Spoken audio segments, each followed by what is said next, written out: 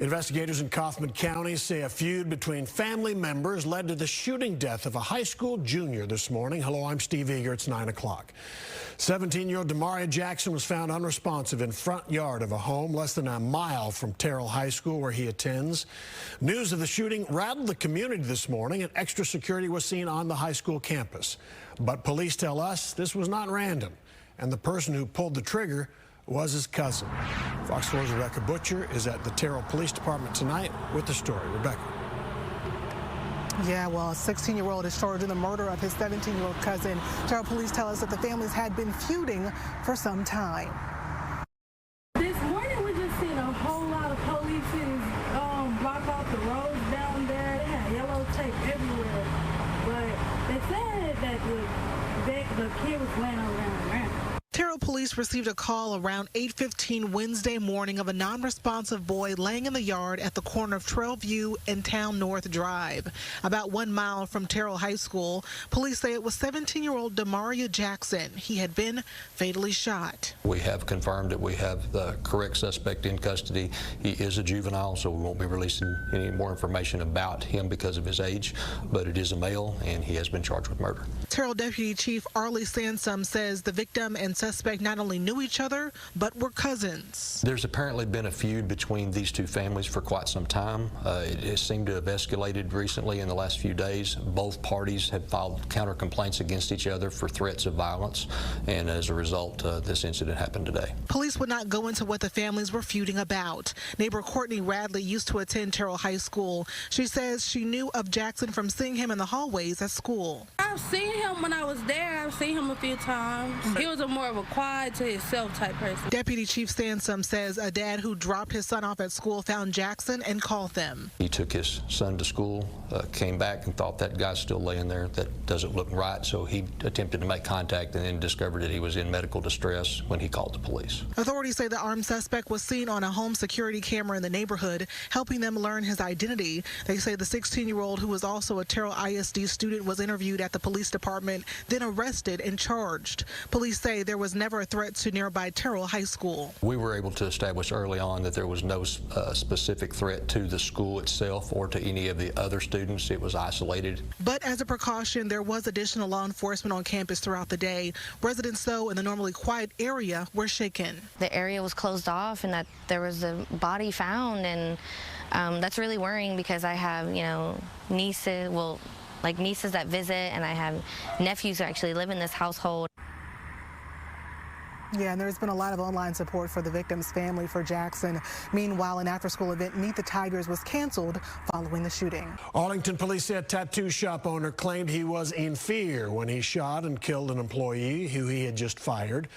But the murder suspect also allegedly told police he had a loaded gun ready to go before the confrontation ever started.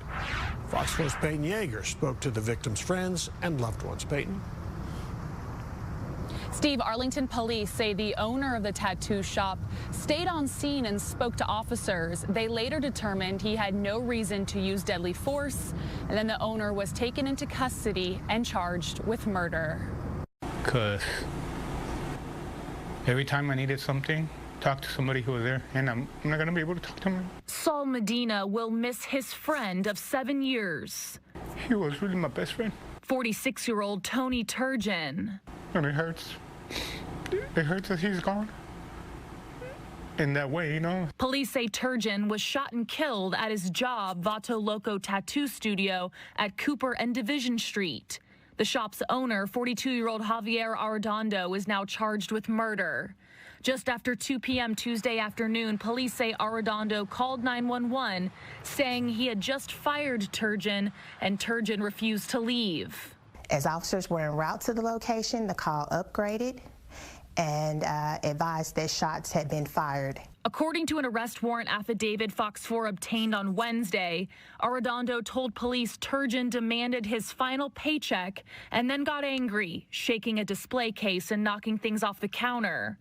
Employees say they were told to leave, and they heard 3 gunshots being fired. Just to know that my friend got his life taken away just over an argument. Arredondo told investigators he was in fear during the argument, but he also told them prior to Turgeon's arrival, he'd already loaded a gun and placed it on the counter next to him. Police say they allowed Arredondo multiple chances to explain why he was in fear. We learned that the victim was unarmed. There was no evidence that the victim attempted to assault the suspect. Arredondo says Turgeon never made any threats, presented any weapon, or made any physical contact with him, only repeating to officers he was, quote, just in fear. After consulting with the Tarrant County District Attorney, detectives determined under the law the use of deadly force was not justified. Part of him didn't even want to go in yesterday, but he was just like, I just need to find out if I have a job or not.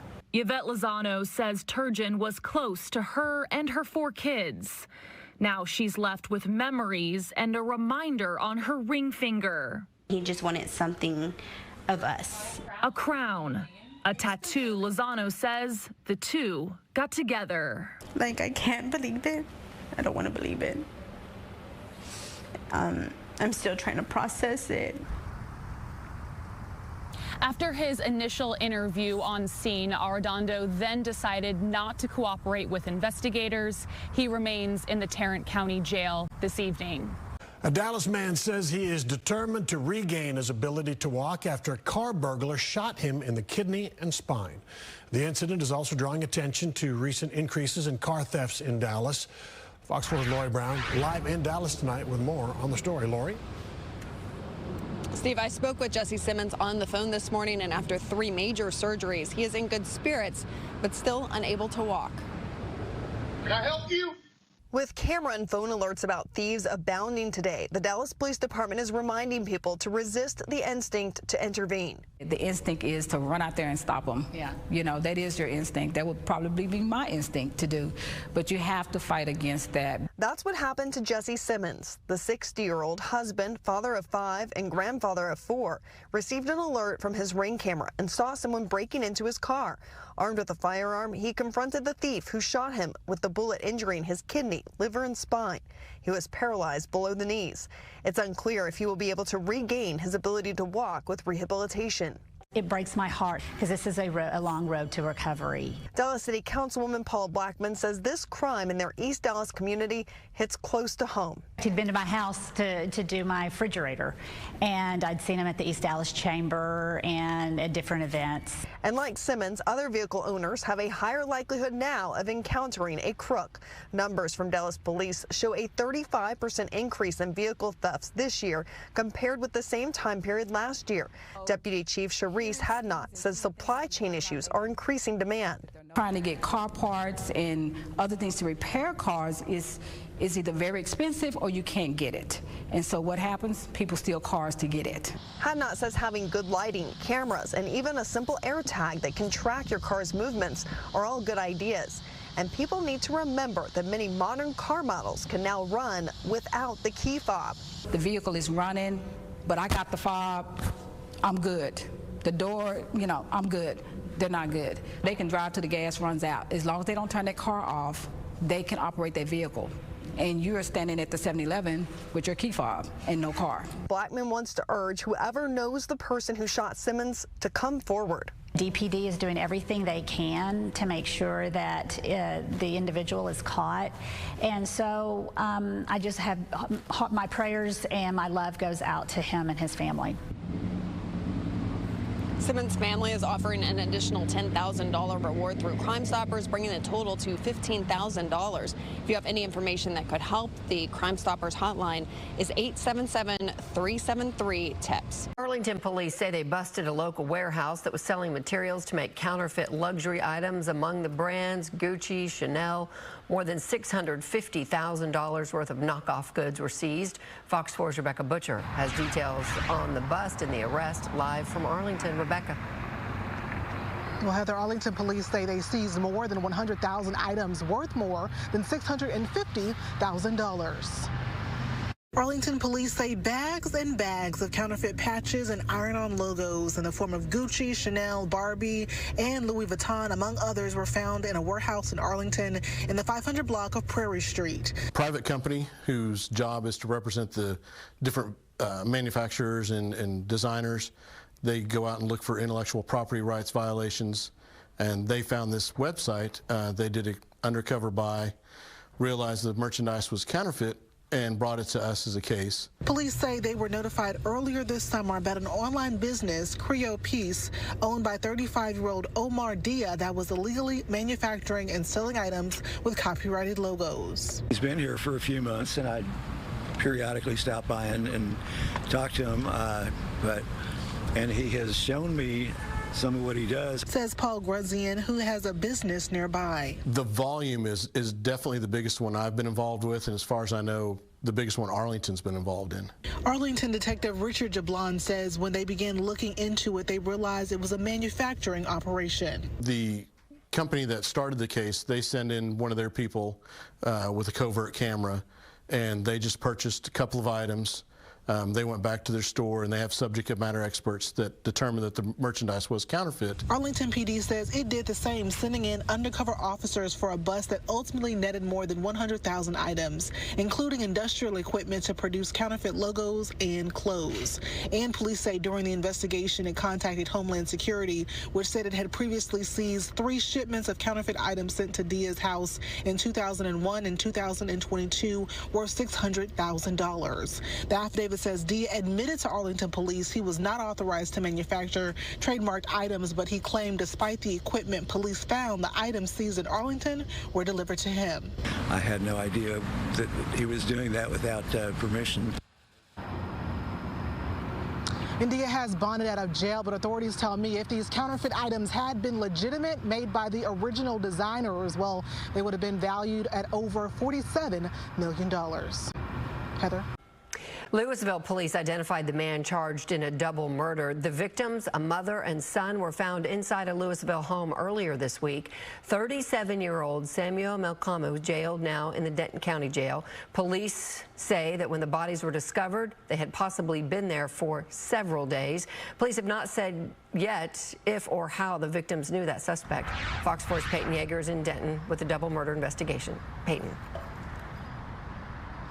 Heather, and according to jail records, the suspect's listed address is in Richardson, but neighbors tell me that he was staying at the Lewisville home and was very visible, even offering to do yard work for neighbors and talking to people as they walked by. He always waved. He was a nice person.